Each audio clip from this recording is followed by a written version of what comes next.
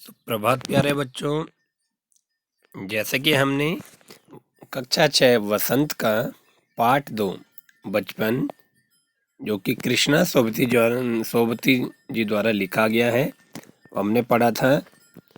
तो आइए हम आज इस पाठ को और आगे बढ़ाते हैं। तो जैसे कि हमने यहाँ तक ये पाठ पढ़ा था, आज आगे कृष्णा सोबती जी ने बताया था उनके समय और हमारे समय में किस प्रकार अंतर आ चुका है और कुछ उदाहरण उन्होंने ये दिए थे। तो आइए आज आगे चलते हैं। शिमला और नई दिल्ली में बड़े हुए बच्चों को वेंगर्स और डेविको रेस्तरां की चॉकलेट और पेस्ट्री मजा देने वाली होती। हम भाई बहनों की ड्यूटी लगती शिमला मॉल से ब्राउन ब्रेड लाने की। दोनों अपने भाई और बोला हम कहाँ से, शिमला मॉल से ब्राउन ब्रेड लाने की इनकी ड्यूटी लगती थी। हमारा घर माल से ज़्यादा दूर नहीं था। एक छोटी सी चढ़ाई और गिरजा मैदान पहुंच जाते, वहां से एक उतराई उतरते और मॉल पर कन्फेक्शनरी काउंटर पर तरह तरह की पेस्ट्री और चॉकलेट की खुशबू मन भावनी। और कन्फेक्शनरी काउंटर पे अलग अलग प्रकार की जो चॉकलेट थी वो मन भावनी, मन करता था इनको अभी खा लें। हमें हफ्ते में एक बार चॉकलेट खरीदने की छूट थी। क्या बोला? हमें हफ्ते में एक बार चॉकलेट खरीदने की छूट थी। और आप लोग जैसे आजकल जेब में 3-3 चॉकलेट 4-4 चॉकलेट पड़ी रहती हैं। सबसे ज़्यादा मेरे पास ही चॉकलेट टॉफ़ी का स्टॉक रहता है। स्टॉक एक जमा किया हुआ। मैं इस चॉकलेट लेकर खड़े खड़े कभी न खाती, घर लौटकर साइड बोर्ड पर रख देती और रात के खाने के बाद बिस्तर में लेटकर मज़ा ले ले खाती। तो इसकी क्या आदत है? वो कृष्णा सोबती जी क्या करती थी? बोला मैं तुरंत वो चॉकलेट नहीं खाती थी और मेरे पास बहुत सारे चॉकलेट इकट्ठी रहती थी। अब मैं चॉकलेट को खड़े खड़े कभी नहीं खाती थी, घर लौटकर साइड बोर्ड पर रख देती और रात के खाने के बाद आराम से मज़े बिस्तर पर लेटकर मज़े मज़े से खाती थी। शिमला के काफल भी बहुत याद आते हैं, खट्टे मीठे काफल जो हमारे यहाँ उत्तराखंड में भी होता है। कुछ एकदम लाल, कुछ गुलाबी, रसभरी, कस्मल, सोचकर मुंह में पानी भर आए। चेस्टनट एक और गजब की चीज, आग पर भुने जाते और छिलके उतार कर मुंह में। तो उसको आग में भुना जाता है और फिर छिलका उतारा सीधे मुंह में। तो ये सब फल जैसे काफल, रसभरी, कसमल और चेस्टनट आदि फल ये लेखिका या कृष्णा सोबती जी बड़े चाव से खाते थे। चने जोर गरम और अनारदाने का चूर्ण। चने जोर गरम की पुड़िया जो तब थी वह अब भी नजर आती है। पुराने कागज में बनाई हुई इस पुड़िया में नीरा हाथ का कमाल है। नीचे से तिरछी लपेटते हुए ऊपर से इतनी चौड़ी कि चने आसानी से हथेली पर पहुंच जाएं। एक वक्त था जब फिल्म का गाना चना जोर गरम बाबू मैं लाया मजेदार। चना जोर गरम उन दिनों स्कूल के हर बच्चे को आता था। समय समय के साथ साथ जैसे कोई गीत संगीत बदलते रहते हैं, तो उस समय यह गाना बच्चे बच्चों की जुबान पर था। चना जोर गरम बाबू में लाया मज़ेदार। चना जोर गरम उन दिनों हर बच्चे के स्कूली बच्चे के मुंह पर यह गाना था। कुछ बच्चे पुड़िया पर तेज मसाला बुरकवाते अर्थात छिड़कवाते। पूरा गिरजा मैदान घूमने तक यहाँ पूड़िया चलती। एक एक चना पापड़ी मुंह में डालने और कदम उठाने में एक खासी लय रफ्तार थी। चना पापड़ी एक एक मुंह में डाले जैसे हम मूंगफलियाँ खाते हैं चलते चलते, तो वैसे ही ये चना पापड़ी का मज़ा चलते चलते घूमते घूमते चना पापड़ी का मज़ा लेते थे। छुटपन में हमने शिमला रिज पर बहुत मज़े किए हैं। छुटपन में बचपन में घोड़ों की सवारी की है। शिमला के हर बच्चे को कभी ना कभी यह मौका मिल ही जाता है वहाँ पर घुड़सवारी का हम जाने क्यों घोड़ों को कुछ कमतर करके समझते हैं, उन पर हंसते थे। ननिहाल के घोड़े खूब हृष्ट-पुष्ट और खूबसूरत, उनकी बात फिर कभी। शाम को रंग बिरंगे गुब्बारे, सामने जाखू का पहाड़, ऊंचा चर्च, चर्च की घंटियां बजती तो दूर दूर तक उनकी गूंज फैल जाती। उनके संगीत से प्रभु यीशु स्वयं कुछ कह रहे हैं। ऐसा लगता कि प्रभु यीशु स्वयं कुछ इससे कहना चाह रहे हैं। सामने पर सूर्यास्त हो रहा है, गुलाबी सुनहरी धारियां नीले आसमान पर फैल रही हैं। दूर दूर फैले पहाड़ों के मुखड़े गहराने लगे और देखते ही देखते बत्तियां टिमटिमाने लगी। अब वहां की सुंदरता का वर्णन कर रहे हैं। शिमला की रिज पर की रौनक और मॉल की दुकानें की चमक के भी क्या कहने। स्कैंडल पॉइंट की भीड़ से उभरता कोलाहल, स्कैंडल पॉइंट की भीड़ से उभरता हुआ कोलाहल, जो उनका शोर, कोलाहल होता है सर्वर। सर्वर ये क्या है, जिनके पास ये, जिनको अपनी कहानी सुना रही है। स्कैंडल पॉइंट के ठीक सामने उन दिनों एक दुकान हुआ करती थी, जिसके शोरूम में शिमला कालका ट्रेन का मॉडल बना हुआ था।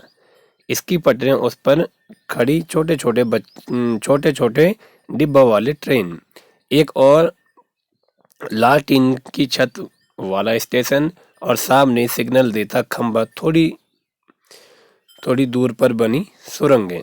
तो इस प्रकार से यह सब उस मॉडल में दिखाया गया था।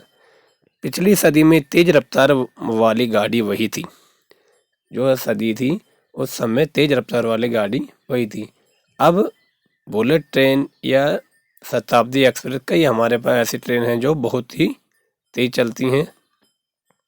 कभी कभी हवाई जहाज भी देखने को मिलते हैं, ठीक है, उस समय, लेकिन कभी कभी। और आजकल तो हमारे देहरादून, दिल्ली या जितने भी बड़े बड़े शहरों में क्या है, हवाई जहाज तो ऑटो की तरह चल रहे हैं।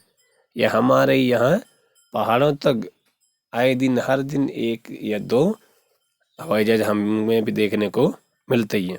दिल्ली में जब भी इनकी आवाज़ आती, बच्चे उन्हें देखने बाहर दौड़ते। दिखता एक भारी भरकम पक्षी उड़ रहा है पंख फैलाकर। तो देखिए, जैसे ही जहाज वाला आता था तो सभी आवाज़ आती तो सभी बच्चे अपने घरों से बाहर आ जाते। मानो ऐसा लगता था भारी भरकम कोई पंछी पंख फैलाकर आसमान में उड़ रहा हो। यह देखो और वह गायब, और उतना ऊपर होता था कि जैसे बोलो यह देखो, जब तक कई लोगों को दिखता था तब तक वह गायब हो जाता था।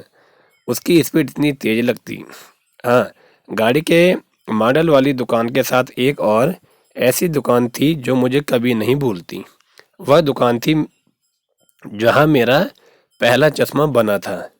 वहाँ आंखों के डॉक्टर अंग्रेज थे, ठीक है, जहाँ इन्होंने पहला चश्मा अपना बनाया था। शुरू शुरू में चश्मा लगाना बड़ा अटपटा अजीब लगा। छोटे बड़े मेरे चेहरे की ओर देखते और कहते, आंखों में कुछ तकलीफ है। तकलीफ अर्थात परेशानी है। इस उम्र में ऐनक, दूध पिया करो। मैं डॉक्टर साहब का कहा दोहरा देती, कुछ देर पहनोगी तो ऐनक उतर जाएगी। डॉक्टर साहब ने कहा था ना, कुछ देर पहनोगी तो यह उतर जाएगा। वैसे डॉक्टर साहिबा ने पूरा आश्वासन दिया था, आश्वासन अर्थात भरोसा, लेकिन चश्मा तो अब तक नहीं उतरा है। नंबर बस कम ही होता रहा। मैं अपने आप इसकी जिम्मेदार हूँ।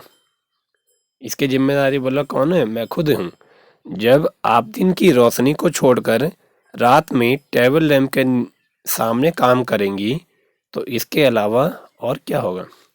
तो क्या कारण था कि लेखिका का चश्मा नहीं उतरा है? केवल नंबर कम हुआ।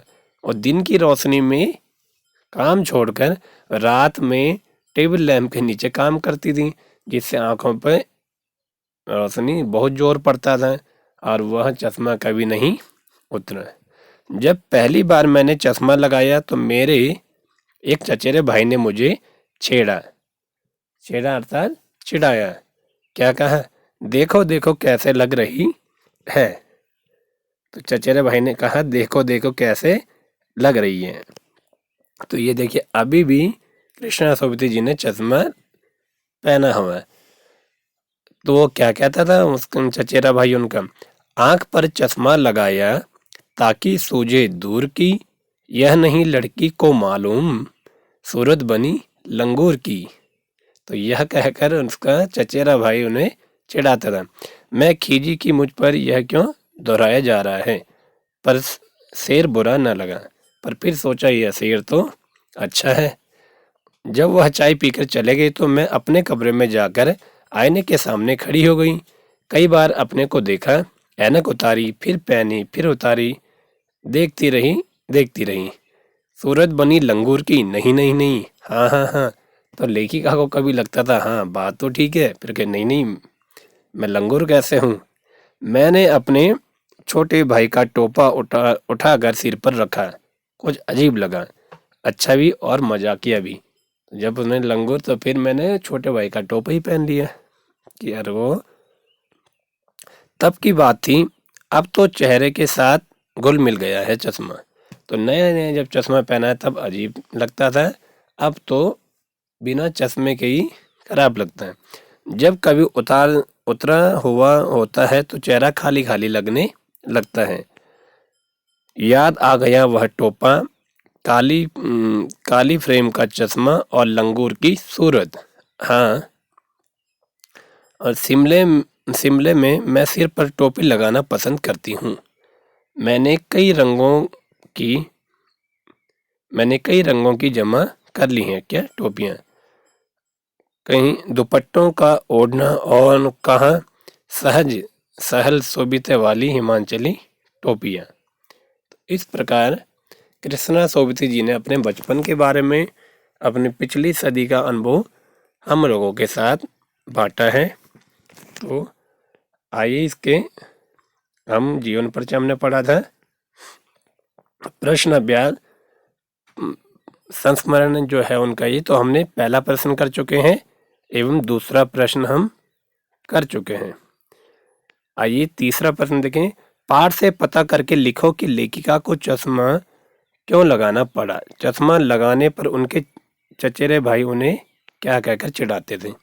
तो जैसे कि अभी हमने पढ़ा, लेखिका को चश्मा इसलिए लगाना पड़ा क्योंकि वह दिन की रोशनी में दिन में काम नहीं करती थी, वह रात को टेबल लैंप के नीचे काम करती थी, जिससे उनकी आंखों पर जोर पड़ता था और उनकी नज़रें कम हो गई।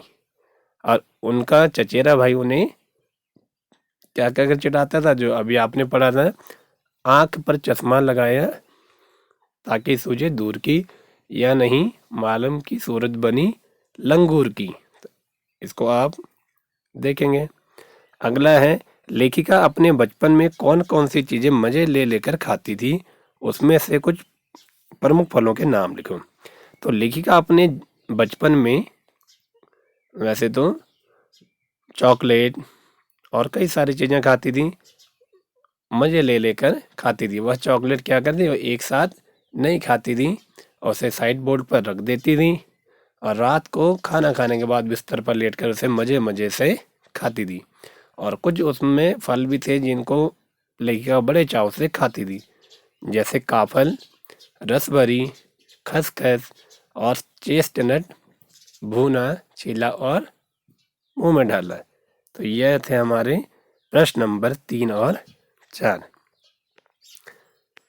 और एक संस्मरण से आगे आप एक अपने बचपन की कोई मनमोहक घटना याद करके विस्तार से लिखो।